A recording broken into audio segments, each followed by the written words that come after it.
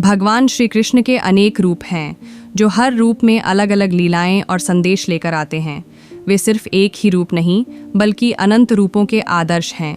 आइए जानते हैं कुछ प्रमुख रूप और उनसे जुड़ी एक खास कहानी। श्री कृष्ण को योगेश्वर कृष्ण भी कहते हैं।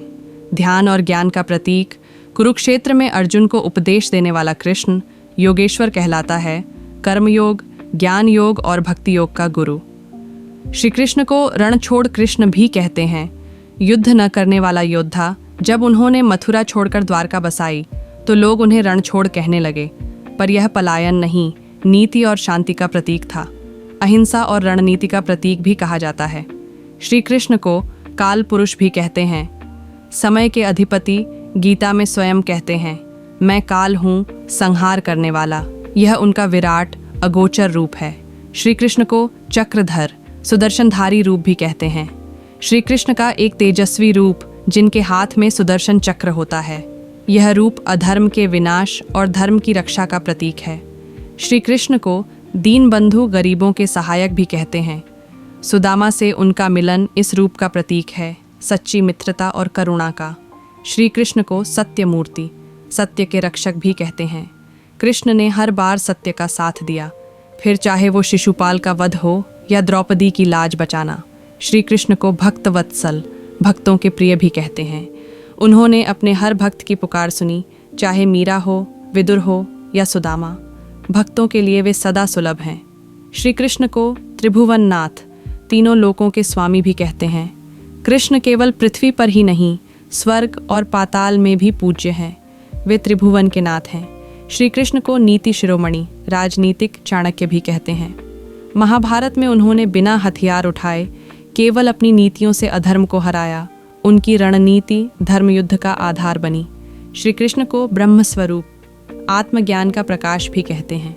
जो लोग भौतिकता से ऊपर उठते हैं उन्हें कृष्ण ब्रह्म स्वरूप में दिखते हैं, एक निर्गुण निराकार परम तत्व के रूप में। श्री कृष्ण को समय के पार, अवधूत कृष्ण भी कहते हैं। कई संतों के अनुसार कृष्ण समय के बंधन में नहीं हैं, वे हर युग में किसी न किसी रूप में प्रकट होते हैं। बालकृष्ण को माखन चोर भी कहा जाता है। छोटे से बालकृष्ण ने माखन चोरी की लीलाएं करके सभी का हृदय जीत लिया। उनकी बाल लीलाएं हमें सरलता, मासूमियत और प्रेम की शक्ति सिखाती हैं। रासलीला के कृष्ण को मुरलीधर भी कहा जाता है। राधा और गोपियों के साथ रासलीला के रूप में वे प्रेम और भक्ति का परम रूप दर्शाते हैं। राजा के रूप में श्री कृष्ण द्वारकाधीश कहलाते हैं। राजा के रूप में कृष्ण ने धर्म की स्थापना की और राज्य संचालन किया। श्री कृष्ण को सारथी कृष्ण भी कहते हैं। महाभारत युद्ध में अर्जुन के सारथी बनकर श्री कृष्ण हमें जीवन के मार्गदर्शन, गीता का उपदेश दिया। श्री कृष्ण को गिरिधारी भी कहते हैं। गोवर्धन पर्वत उठाकर अपने भक्तों की रक्षा करने वाले कृष्ण प्रेम और संरक्षण का प्रतीक हैं।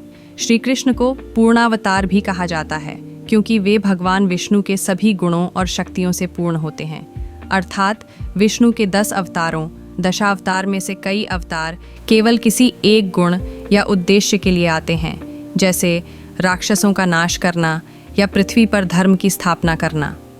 लेकिन कृष्ण का अवतार ऐसा है जिसमें भगवान विष्णु के सभी दिव्य गुण जैसे ज्ञान, शक्ति, करुणा, प्रेम और पालन करना संपूर्ण रूप में उपस्थित होते हैं। इसलिए उन्हें पूर्णावतार कहा जाता है, मतलब जो अवतार पूरा रूप में बिना किसी कमी के ईश्वर के रूप में प्रकट हुआ हो। जैसे कोई फूल अलग अलग रंगों में आता है, लेकिन अगर फूल में सारे रंग एक साथ हों तो वह पूर्ण कहलाएगा।